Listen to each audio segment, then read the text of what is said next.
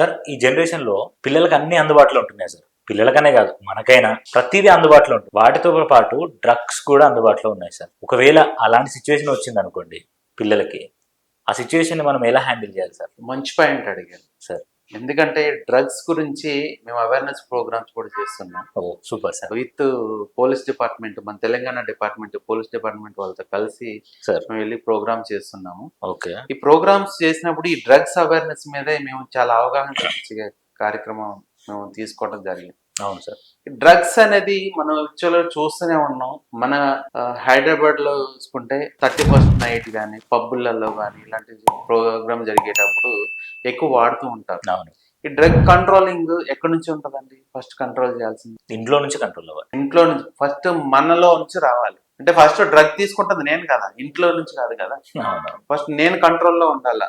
అంటే డ్రగ్ అంటే ఏంటి, దానికి ఎందుకు అడాప్ట్ అవుతున్నాం, దేనికి అడాప్ట్ అవుతున్నాం? ఇప్పుడు పిల్లల వరకు వచ్చిందంటే ఏజ్ ఫ్యాక్టర్ ఉంటది. ఏ ఏజ్ లో నుంచి డ్రగ్స్ అలవాటు చేస్తున్నారు అంటే బిజినెస్ గా తీసుకున్నారు. రీసెంట్ గా మనకి శంషాబాద్ ఏరియాలో out side 10 kilometres 15 kilometres nearest place లో ఒక స్కూల్లో చాక్లెట్స్ రూపంలో డ్రగ్స్ ఇవ్వటం అలవాటు చేశారు. ఒక చాక్లెట్ ఫ్రీగా ఇచ్చి ఇవ్వటం చేశారు. అవును సార్. ఫ్రీగా ఇచ్చేసి దాన్ని ఏం చేశారంటే కొన్ని రోజుల తర్వాత ఒక చాక్లెట్ వచ్చేసి 20 రూపీస్ 10 రూపీస్ అట్లా ఒక ప్రైస్ ఇచ్చేస్తే అలవాటు చిన్న చిన్నగా అనమాట.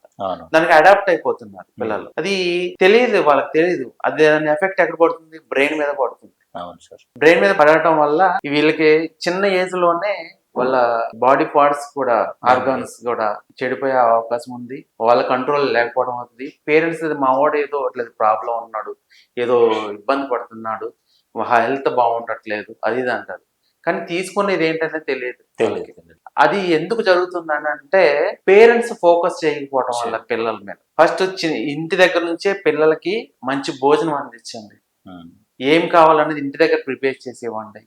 వాళ్ళకి అంత టైం ఇవ్వలేకపోతున్నారు. ఇవన్నీ చేసి పెట్టాలంటే ఎట్లా అవుతుంది అని అంటే యాక్సెప్ట్ చేస్తా, చేసి పెట్టలేదు. కానీ మీరు భోజనం చేసే టైం ఉంటుంది కదా, అన్నం వండుకుంటున్నాం కదా, కర్రీ చేస్తున్నాం కదా, మరి ఇవన్నీ చేయడానికి టైం ఉన్నప్పుడు పిల్లల కోసం కూడా ఏదో ఒకటి మనం చేయడానికి స్నాక్స్ అని అవన్నీ బాక్స్ ఎట్టి పంపిస్తాం. బాక్స్ కోసం ఏం చేస్తున్నాం? ఇప్పుడు ఈ రోజు నవేడస్ ఎలా ఉందంటే స్నాక్స్ అంటే ఇంట్లో చేసే మంచి ఆహారం కాదండి. 5 రూపాయలకి 10 రూపాయలకి కిరాణా షాప్ లో దొరికే చిప్స్ అందిస్తున్నారు. అవి స్నాక్స్ చెప్పండి కాదు.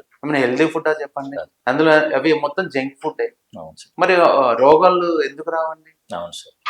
డ్రగ్స్ అవేర్నెస్ అనేది ఫస్ట్ పేరెంట్స్ కి అవగాహన కల్పించుకోవాలి. పిల్లలు ఏం చేస్తున్నారు, ఎక్కడికి వెళ్తున్నారు, ఎందుకు హెల్త్ బాగాలేదు, ఏ పర్పస్ మీద వచ్చింది, నిన్న ఇలా ఉన్నాడు వాళ్ళు ఎందుకు ఉంటున్నాడు. ఉంటే ఒక రోజు ఉంటాడండి హెల్త్ బాగోకపోతే.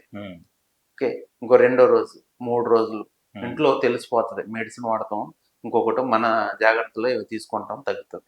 కానీ రోజు అలానే ఉన్నట్టు ఏదో జరుగుతుంది. స్కూల్కి వెళ్ళి వస్తున్నాడు, ఇంటికి వచ్చిన తర్వాత తేడాగా ఉంటుంది.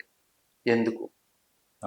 పేరెంట్స్ ఫోకస్ అనేది పిల్లల మీద పెట్టాల్సిన అవసరం అయితే ఉంది. ప్లస్ ఇంకా ఓకే, చిన్న ఏజ్ లో డ్రగ్స్ అలవాటు అవుతున్నారంటే ఫోకస్ చేయడం. నేను ఒక మాట చెప్పాను, కాన్సన్ట్రేట్ చేయండి. మరి పెద్ద ఏజ్కి వచ్చిన తర్వాత ఇంజనీరింగ్ స్టూడెంట్స్ ఉన్నారు, పేరెంట్స్ పక్కన ఉండరు, హాస్టల్లో ఉంటారు. ఇప్పుడు నవడేస్ హాస్టల్ అంటే మాక్సిమం కాలేజీలో ఉండేలా విధంగా చూస్తున్నారు కొంతమంది.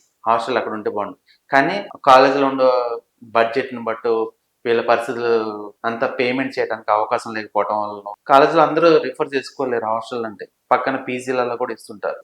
హాస్టల్ కాలేజ్ దగ్గరలో ఉన్న చోట అంటే 5,000 6,000 ఎంత అమౌంట్ ఉంటుంది పర్ మంత్ అని. కానీ అక్కడ స్ట్రిక్ట్ చేయాలి, హాస్టల్స్ లో స్ట్రిక్ట్ చేయాలి. ఇప్పుడు ఒక టైమింగ్ ఉంటుంది, కాలేజ్కి వెళ్ళి వచ్చే టైమింగ్ ఉంటుంది. తర్వాత ఎన్ని గంటలకి హాస్టల్కి వస్తున్నాడు, హాస్టల్లో ఏం చేస్తున్నాడు. ఓకే, నేను రీసెంట్ గా ఒక ఇంజనీరింగ్ కాలేజ్ దగ్గరికి వెళ్ళి చూశాను. అక్కడ పీజీలు ఎలా ఉంటాయని చూశాను. చాలా కష్టపడుతున్నారు, కష్టపడే వాళ్ళు కూడా ఉన్నారు.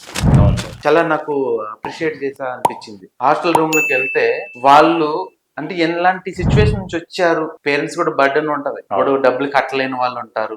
నా కొడుకు బాగుంటే చాలు, మేము చదువుకోకపోయినా చాలు, వాళ్ళు మంచిగా బాగుంటది అని ఆలోచించే వాళ్ళు ఉంటారు. జొమాటో బాక్స్ కనిపించింది నాకు, ఒక జొమాటో బాక్స్ కనిపించింది ఇంజనీరింగ్ స్టూడెంట్ హాస్టల్లో. ఎందుకు ఉందనంటే చదువుకుంటూ కష్టపడుతున్నాడు. అవును, హాస్టల్ ఫీజు కట్టుకోవటానికి బుక్స్ కొను, పేరెంట్స్ దగ్గర ఉంటారు. ఇలా చేయడంలో తప్పు లేదు. ఓకే సార్, కానీ ఎవరు చేస్తున్నారంటే ఫస్ట్ ఇది ఎవరి దగ్గర డబ్బులు ఉంటాయో, పిల్లలకి ఫ్రీడమ్ ఇచ్చారు, అలాంటి వాళ్ళు ఎందుకు ఇస్తున్నామని క్వశ్చన్ చేయరు. ఎంత ఖర్చు అవుతుందని చెప్పి అడగరు. డబ్బులు కావాలంటే డబ్బులు ఇచ్చేస్తుంటారు. వాళ్ళు ఏంటంటే ఇలాంటి ప్రతి ఒక్క ఫ్యాషన్ లైఫ్ కోరుకుంటున్నారు. తన హెయిర్ స్టైల్లో డిఫరెన్స్ ఉండాలి, షేవింగ్ లో డిఫరెన్స్ ఉండాలని, వేసుకునే బట్టల్లో డిఫరెన్స్ ఉండాలని. వాళ్ళకి కాలేజ్ ఏజ్కి వచ్చిన తర్వాత ఏముంటది, ఒక మంచి అటైర్ తో ఉన్నారనుకోండి, వాళ్ళకి కావాల్సింది చేయడానికి ఇంకొక గర్ల్ ఫ్రెండ్ కావాలి. గర్ల్ ఫ్రెండ్ మెయింటైన్ చేయాలంటే డబ్బులు కావాలి. ఆ డబ్బులు కావాలంటే అందరు డబ్బులు ఇవ్వలేరు.